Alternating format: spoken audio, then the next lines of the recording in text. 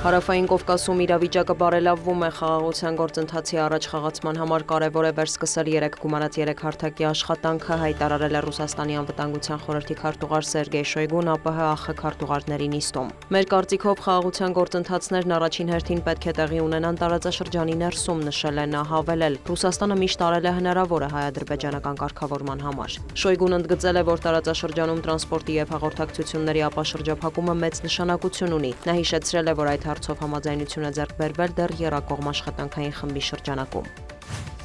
Հարավային Կովկասի եւ Վրաստանի ճգնաժամի հարցերով ԵՄ-հատուկ ներկայացուցիչ Մագդալենա Գրոնոն մեկնել է Բաքու հանդիպել Ադրբեջանի արտգործնախարարի հետ։ Քննարկվել են Բաքու ԵՄ գործակցությունը, Հայաստան-Ադրբեջան հարաբերությունները եւ այլ հարցեր։ Գրոնոյի խոսքով Եվրամիությունը պատրաստ է աջակցել օգոստոսի 8-ին Վաշինգտոնում Երևանի եւ Բաքվի ձեռք բերած պայմանավորվածություններին։ Ըստ ադրբեջանական հաղորդագրության Ջեյհուն Բայրամովը տեղեկացրել է Ադրբեջան-Հայաստան կարգավորման եւ խաղաղության բանակցություններում առաջընթացի ու հեռանկարների վերաբերյալ։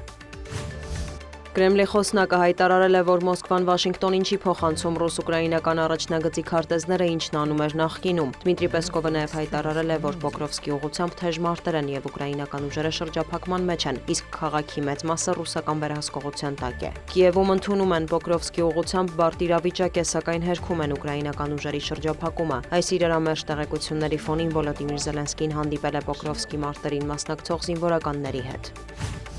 Ռուսաստանի նախագահը խորհրդակցություն է անցկացրել անվտանգության խորհրդի անդամների հետ, օրակարգում է եղել միջուկային փորձարկումները վերսկսելու մասին Դոնալդ Թրամփի հայտարարությունը։ ԱՄՆ նախագահը նշել էր, որ նման որոշում է կայացրել այլ երկրների միջուկային փորձարկումներին ի պատասխան։ ՌԴ պաշտպանության նախարարի խոսքով Միացյալ Նահանգները մտադիր է այդ թվում հրթիռներ տեղակայել Եվրոպայում, որոնք կարող են Գերմանիայից Ռուսաստանի կենտրոնական հատվածներ հասնել 6-ից 7 րոպեում։ Ուստի պետք է պատրաստ լինենք անհրաժեշտության դեպքում արձագանքելու համար, կարծում եմ նպատակահարմար է սկսել միջուկային փորձարկումների նախապատրաստական աշխատանքները, հավելել է պաշտոնյան։ Վլադիմիր Պուտինը հրամայել է տեղեկություններ հավաքել ամերիկյան միջուկային փորձարկումների ծրագրերի մասին եւ առաջարկներ ներկայացնել հնարավոր պատասխան փորձարկումների վերաբերյալ։ Հյուսիսային Կորեան շուրջ 10,000 զինվորական է ուղարկել Ռուսաստան, եւս 5,000-ը կուղարկվի պատերազմական գոտում ենթակառուցվածքների վերականգնմանն աջակցելու համար, հայտնում են հարավկորեական ԶԼՄ-ները հղում կատարելով երկրի ազգային հետախուզական ծառայությանը։ Սեուլում կասկածներ ունեն, որ Մոսկվան աջակցության դիմաց Հյուսիսային Կորեային է փոխանցում հրթիռների եւ ԱԹՍ-ների արտադրության տեխնոլոգիաներ։ Մոսկվան առաջին անգամ պաշտոնապես ընդունել է, որ հյուսիսկորեական զորքերը ներգրավվել են Կուրսկի մարտերին ապրիլին։ Կիմ Չեն Ընը հայտարարել է, որ անհրաժեշտության դեպքում պատրաստ է շարունակել Մոսկվային աջակցությունը։